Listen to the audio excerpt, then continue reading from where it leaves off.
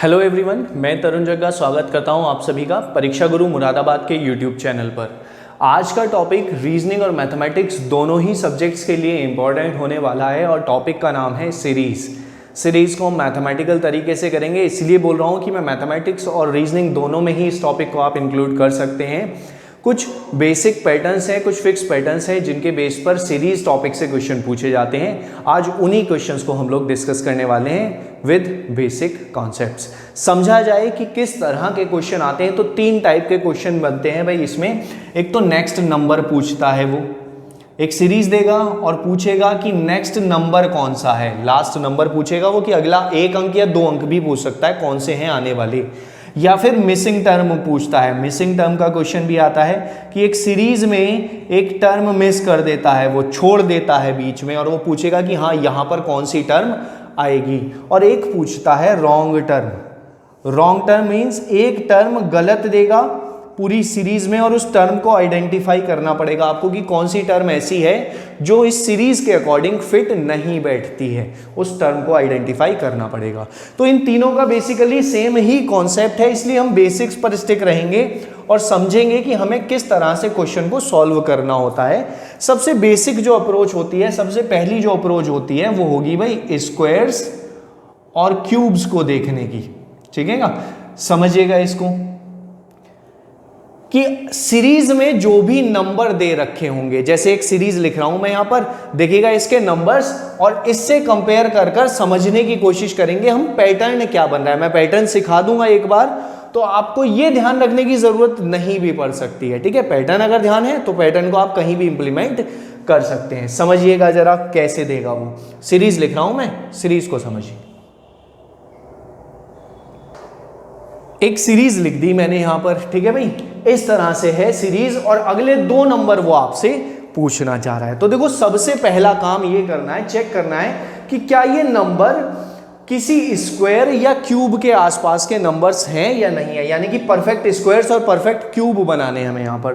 तो देखो जरा कैसे बनेंगे परफेक्ट स्क्वायर और परफेक्ट क्यूब। इनके आसपास मौजूद परफेक्ट स्क्वायर से लिख लेते हैं। देखो इसके पास क्या मौजूद है 4, इसके पास क्या मौजूद है 9, इसके पास क्या मौजूद है 16, 25 और इतना लिखने भर से आपको एक पैटर्न बनता हुआ दिखाई दे रहा है। देखो एक एक का डिफरेंस दिख रहा है ना, यानी कि ये परफेक्ट स्क्वायर से एक कम है। किसके परफेक्ट स्क्वायर से? देखो 2 के स्क्वायर से एक कम है, 2 का स्क्वायर 4 से एक कम, ये 3 के स्क्वायर से एक कम है, ये 4 के स्क्वायर से एक कम है, ये 5 के स्क्वायर से एक कम है और ये 1 के स्क्वायर से एक कम है। 1 का स्क्वायर 1, उससे एक कम है 0। तो अगला नंबर होगा 6 के स्क्वायर से एक कम, यानी कि 35 आपका आंसर हो जाएगा। सबसे पहली चीज आपको इस तरह से ऑब्जर्व करनी है। अब ये पैटर्न आया है, यानी कि ये ध्यान रखना है कि ये सीक्वेंस फॉलो किया जा सकता है कहीं पर भी, डायरेक्टली या इनडायरेक्टली। इस पर भी अभी चर्चा करते हैं कि डायरेक्टली और इनडायरेक्टली का क्या मतलब है। पहले पैटर्न समझ लो, माइनस है प्लस भी हो सकता है, यानी कि सीरीज कुछ इस तरह से भी हो सकती है कि भाई ये ना देकर वो इस तरह से सीरीज दे दे आपको कि भाई 2, 5, 10, 17, 26 और अगला नंबर बताइए क्या होगा। तो देखो सेम चीज है, ये भी परफेक्ट स्क्वायर के आसपास के नंबर हैं। ये 1 square plus 1, 2 square plus 1, 3 square plus 1, 4 square plus 1, 5 square plus 1, अगला होगा 6 स्क्वायर प्लस 1, यानी कि 37 आंसर हो जाएगा।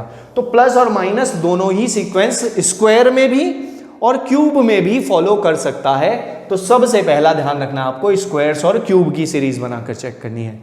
ठीक है, आसान सा क्वेश्चन पेपर होगा, आसान सा क्वेश्चन होगा तो ये सीरीज, ये पैटर्न आपको देखने के लिए मिल जाएगा। ठीक, थोड़ा सा लेवल को अगर वो बढ़ाएगा तो इसी पैटर्न को इनडायरेक्टली देगा और उसमें हम अपना दूसरा मेथड, जो सबसे इंपॉर्टेंट मेथड है, 70% क्वेश्चन इससे सॉल्व हो जाते हैं, वो है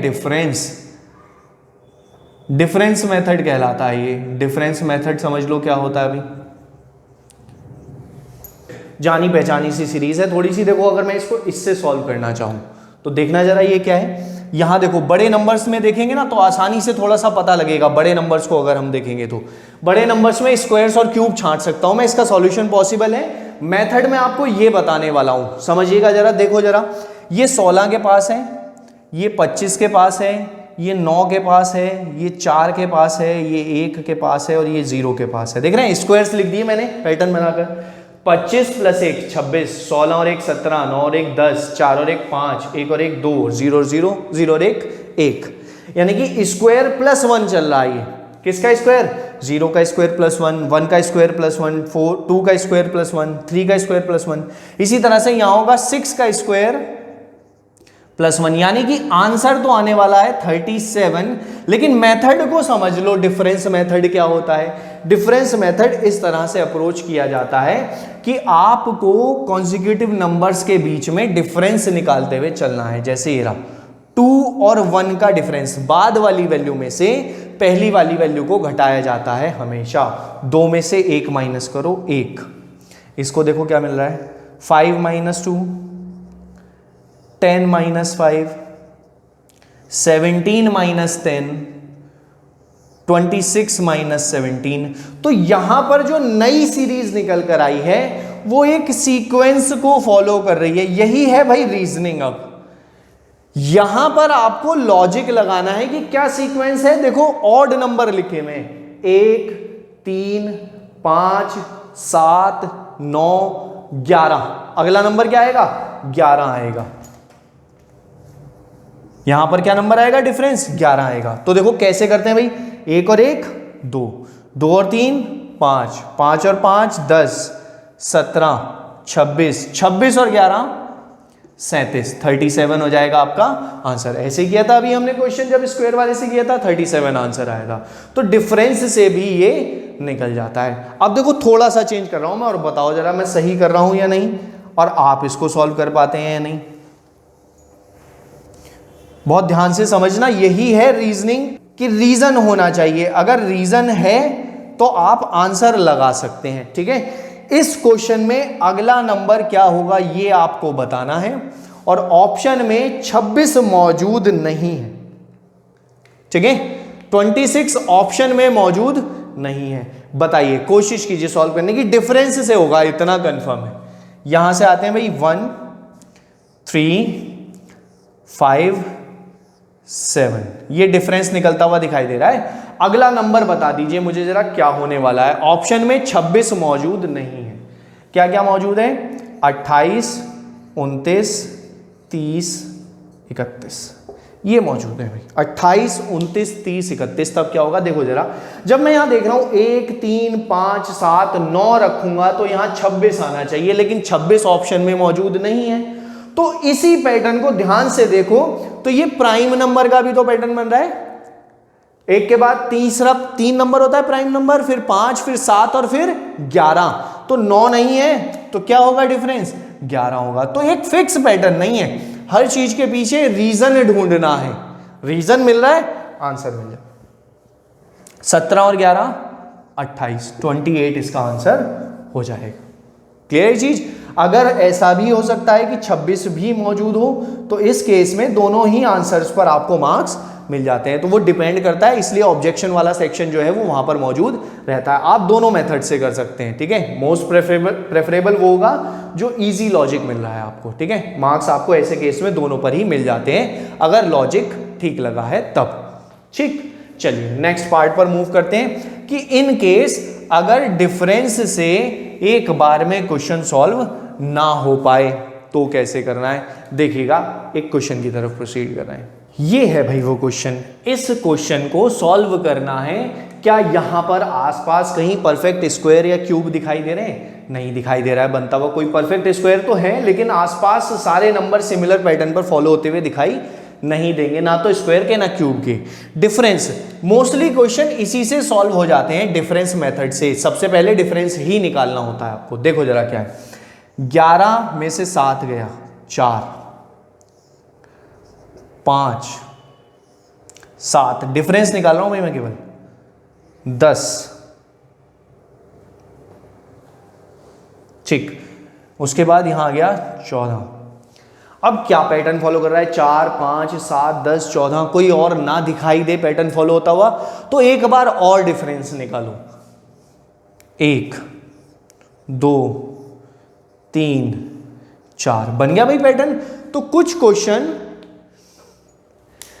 तो कुछ क्वेश्चन जो सिंगल डिफरेंस मेथड से सॉल्व ना हो पाए वो डबल डिफरेंस से भी आप सॉल्व कर सकते हैं। पैटर्न बन रहा है 1 2 3 4, अगला नंबर होगा 5। और इसमें मिस्टेक क्या होती है कि भाई यहां वाला नंबर एक्चुअल में फाइंड करना थोड़ा सा मुश्किल हो जाता है, गलती कर जाते हैं। देखिएगा कैसे फाइंड करते हैं, ये वाला नंबर, लास्ट वाला नंबर, क्योंकि डबल डिफरेंस है तो ध्यान रखो जरा। देखो ऐसे जोड़ रहे हैं ना हम, 4 और 1 5, 5 और 2 7, 7 और 3 10, 10 और 4 14, 14 और 5 19। अभी ये जो 19 आया है ये डिफरेंस आया है, नंबर नहीं आया है। आगे देखो ये था ना 7 और 4 11, 11 और 5 16। तो क्या करना है, इस लास्ट नंबर को इस लास्ट नंबर से जोड़ देना है। अगर प्लस की सीरीज है तो माइनस में भी आ सकती है सीरीज, प्लस की सीरीज से लास्ट नंबर में जोड़ देना है। 14 और 5 19, और 19 और 47 को भी जोड़ देना है। 66 आपका आंसर आ जाएगा। 47 और 19 66 आंसर आ जाएगा। तो डबल डिफरेंस से भी आप क्वेश्चन को सॉल्व कर पाएंगे। अगर बात करें हम नेक्स्ट मेथड की कि भाई क्यों डिफरेंस ही लगता है, मल्टीप्लाई भी तो हो सकता है कि भाई डिफरेंस से ना सॉल्व हो पाए तो मल्टीप्लाई हम कैसे पहचानेंगे कि भाई मल्टीप्लिकेशन है या नहीं। मल्टीप्लाई कर कर भी चीजें आपसे पूछी जा सकती हैं। मल्टीप्लाई, ठीक है, दो तरह से होता है, सिंपल मल्टीप्लिकेशन होता है और एक सीक्वेंशियल मल्टीप्लिकेशन होता है। देखो क्या कहना चाह रहा हूं मैं, सिंपल और सीक्वेंशियल से क्या मतलब है। मल्टीप्लिकेशन की अगर बात करें, पहले ये समझते हैं कि हम कैसे पहचानेंगे कि डिफरेंस से सॉल्व करना है या मल्टीप्लिकेशन से। देखो मैं यहां पर सीरीज लिख रहा हूं मैं, दो सिमिलर टाइप की, 2 4 6 8 10 12 क्वेश्चन मार्क। बहुत सिंपल सी सीरीज लिखी है मैंने, कोई भी आइडेंटिफाई कर देगा लास्ट नंबर क्या है। 2 4 8 16 32 64, अगला नंबर क्या होगा। इसमें भी आप आराम से आइडेंटिफाई कर सकते हैं, बस दोनों में क्या डिफरेंस है ये समझना है। देखो इसके जो नंबर बढ़ने की स्पीड है, बढ़ तो रहे ना, 2 से 4, 4 से 6, 6 से 8, 8 से 10, सेम पैटर्न लिया है वो बात अलग है मैंने, लेकिन नंबर बहुत कम स्पीड से बढ़ते हैं तो डिफरेंस मेथड से आप अप्रोच कर सकते हैं। और देखो तेजी से बढ़ रहा है, 2 से लेकर 4 दुगना हो गया, फिर 8 16 32 64, रैपिडली बढ़ रहे हैं, देख पा रहे हैं आप। 8 से 16, फिर 32 हो गया, फिर 64 हो गया, फिर 128 होगा, इस तरह से बढ़ेगा। तो मल्टीप्लिकेशन में नंबर्स जो हैं वो बहुत ही ज्यादा डिफरेंस पर होते हैं, इसीलिए नंबर्स को देखकर पहचानेंगे कि मल्टीप्लिकेशन लगेगा या डिफरेंस। मल्टीप्लिकेशन में ये कहलाता है डायरेक्ट मल्टीप्लिकेशन, जहां पर सिर्फ मल्टीप्लाई हो रहा है, 2 से मल्टीप्लाई कर दिया। ऐसा भी हो सकता है, आगे ये सीरीज दे रखी हूं, 12 48 240, अगला नंबर पूछेगा। तो देखो मल्टीप्लाई कर रहे हैं, दिख रहा है 2 से कुछ ही टर्म में 240 तक पहुंच गए तो मल्टीप्लिकेशन सीरीज बनेगी। 2 का दुगना 4, 4 का 3 गुना 12, 12 चौक 48, 48 पंजे 240, 6 से मल्टीप्लाई कर देंगे, ठीक है, आंसर आपको मिल जाएगा। कितना हो गया भाई ये, यहां से क्वेश्चन मार्क, 1440 आंसर हो गया, ठीक है। ऐसे आप फाइंड कर सकते हैं। ये हो गया सिंपल मल्टीप्लिकेशन। सीक्वेंशियल में वो साथ में प्लस या माइनस भी कर सकता है, ठीक है। उसका कोई एक पर्टिकुलर फिक्स पैटर्न नहीं है कि भाई ऐसा ही आएगा, वो आपको थोड़ा सा ऑब्जर्व करना ही पड़ेगा। प्रैक्टिस में उस तरह के क्वेश्चन की आपको आने वाली वीडियोस में करा दूंगा कि हाँ कैसे हम सीक्वेंशियल मल्टीप्लिकेशन को सॉल्व करते हैं। एक और इंपॉर्टेंट पैटर्न जो वो देता है उसको डिस्कस करते हैं, देखिएगा क्या होता है। जिस तरह से सीक्वेंशियल मल्टीप्लिकेशन होता है तो सबसे ज्यादा पूछा जाने वाला क्वेश्चन सीक्वेंशियल एडिशन पर होता है। सीक्वेंशियल एडिशन या सब्ट्रैक्शन भी हो सकता है, मोस्टली एडिशन पूछा जाता है, इसलिए मैं अलग टाइप लिखकर इसको बता रहा हूं। और ये इस वीडियो के लिए लास्ट टाइप है, बाकी टाइप हम नेक्स्ट वीडियो में डिस्कस करेंगे इसके। देखिए सीक्वेंशियल एडिशन में क्या होगा, 0 1 1 2 3 5 8, अगला नंबर बताना है क्या होगा। ये सीक्वेंशियल एडिशन है, ध्यान से समझो क्या है सीक्वेंशियल एडिशन। देखो 0 और 1 1, देख रहे ध्यान से, ये पैटर्न फॉलो कर रहा है कि ये दो नंबर को जोड़ रहा है और ये नंबर आ रहा है, फिर इन दोनों को जोड़ रहा है, ये आ रहा है, 2 और 1 3 और 2 5 और 3 8 और 5 13 आंसर। ये सीक्वेंशियल एडिशन कहलाता है। इस पर बेस्ड भी क्वेश्चन एग्जाम में पूछे जाते हैं। सीक्वेंशियल एडिशन दो तरह की कैटेगरी को फॉलो करता है। एक बार तो जैसे ये दो नंबर जोड़े, ये आ गया, इनको जोड़ा, ये आ गया, इनको जोड़ा, ये आ गया, ऐसे फॉलो कर रहा है। एक ऐसे भी दे सकता है, देखो जरा, इसने कहा 0 1 1 2 4 8 16 ऐसे दे सकता है भाई। अब आप कहें कि ये तो भाई मल्टीप्लिकेशन से भी सॉल्व हो रही है। देखो 2 का दुगना 4 8 16, देखो जरा यहां पर दुगना कर रहे हैं, फिर दुगना दुगना 2 टाइम्स हो रहा है, 32 आ जाएगा आंसर। ठीक है, बिल्कुल आंसर। लेकिन यहां तो नहीं फॉलो कर रहा वो कि भाई 0 को 2 से गुणा करो 0 ही रहेगा, फिर इसको 0 को 2 से गुणा करो, ऐसे ही 1 को 2 से गुणा करोगे 2 आएगा। तो यहां पर सीक्वेंस ये फॉलो कर रहा है। देखो 1 और 0 1, 1 और 1 2, 2 1 1, सारे नंबर जोड़ रहा है इससे पहले वाले। जैसे अगर मुझे ये लिखना है तो इससे पहले वाले सारे नंबर जुड़ जाएंगे। ठीक है, यहां से शुरू कर रहा है इस सीरीज को, यहां से नहीं कर रहा है।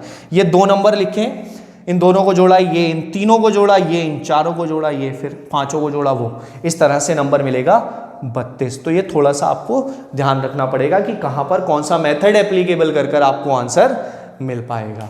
ठीक है, तो इस वीडियो के लिए अभी इतना ही रहने देते हैं। बाकी कुछ कॉन्सेप्ट्स जो रह जाते हैं वो नेक्स्ट वीडियो में हम लोग डिस्कस करेंगे। तब तक के लिए इस वीडियो को ज़्यादा से ज़्यादा लोगों तक पहुंचाइए और देखिएगा जरूर डिटेल में दोबारा अगर ज़रूरत पड़ती है तो, क्योंकि बहुत इंपॉर्टेंट टॉपिक है सीरीज का, बैंकिंग एस्पिरेंट्स के लिए भी और एसएससी या किसी भी कॉम्पिटिटिव एग्जाम में। बैंकिंग में तो 5 क्वेश्चन 100% प्रीलिम में आपको देखने के लिए मिल जाएंगे इस टॉपिक से। बाकी एग्जाम्स में भी 3 से 5 क्वेश्चन आपको इसके देखने के लिए मिलते हैं। मैं बात कर रहा हूं सिर्फ यहां पर अभी नेक्स्ट नंबर फाइंड करने की। अगली वीडियोस में हम मिसिंग टर्म और रॉन्ग टर्म को भी डिस्कस करने वाले हैं। तो चैनल के साथ बने रहिएगा और वीडियो को लाइक कर दीजिए। Thank you so much.